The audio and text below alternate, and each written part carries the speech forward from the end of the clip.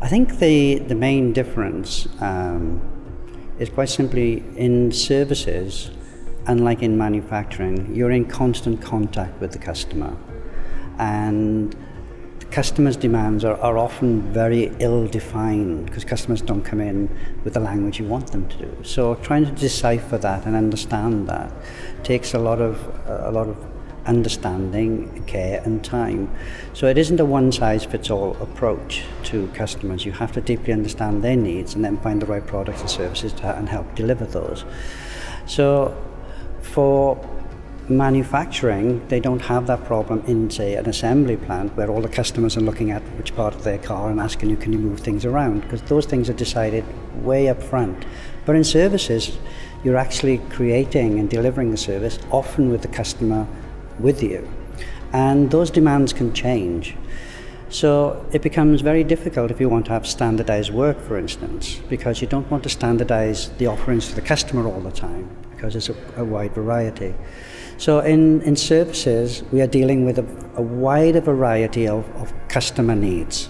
And we need to have a standardized process that allows our staff who are serving the customer to be able to deal with a wide variety of things instead of locking it down into a one-size-fits-all issue, which you can do with lean, unfortunately, but you're actually strangling the opportunity to offer greater variety to the customer. And offering greater variety to the customer and greater choice and helping the customer make the right choice is what helps differentiate your business as a service from other businesses.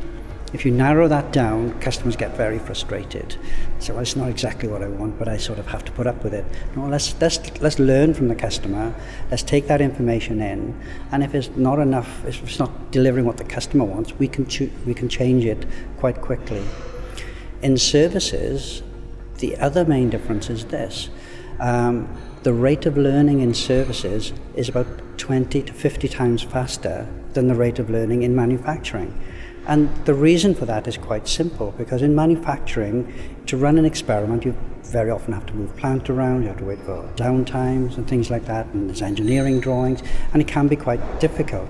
You can experiment with some things, but in services, you can run experiments constantly. You can have one part of the business running it, and all changing things almost real time.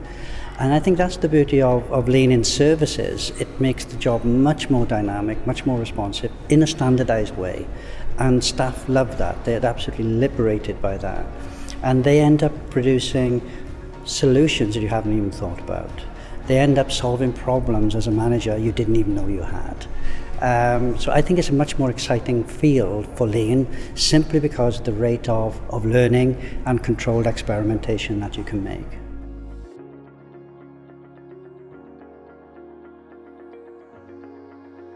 I think it's the same thing in manufacturing and in services. What makes a lean transformation sustain, because it can be successful over a short period of time, but real success is over a long term.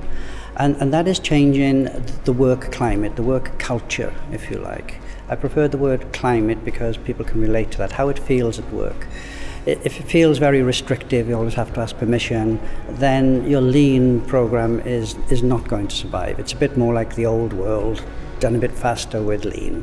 What is really important about lean is it's actually much more liberating for management and staff within a controlled framework to be able to express themselves, to be much more inclusive in the decision making and all those sorts of things. So what makes it successful is management allowing some of that work that they previously did to just go down and to learn to trust.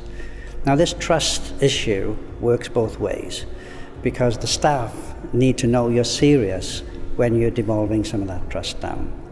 And a lot of the work that I do, funnily enough, in the early stages is trying to re-establish this trust between management and staff. If there's a legacy of distrust, it will spoil any program, let alone lean. So trust is the most important, and having a strategy for dealing with past breaches of trust, previous lean programs that didn't go too well, and maybe you fired people as a result because you freed up work, that is not a good use of lean, and that can send the wrong message to people. So we really have to clean up our legacy of why trust was broken in the past. Trust is the most important element. from top to bottom.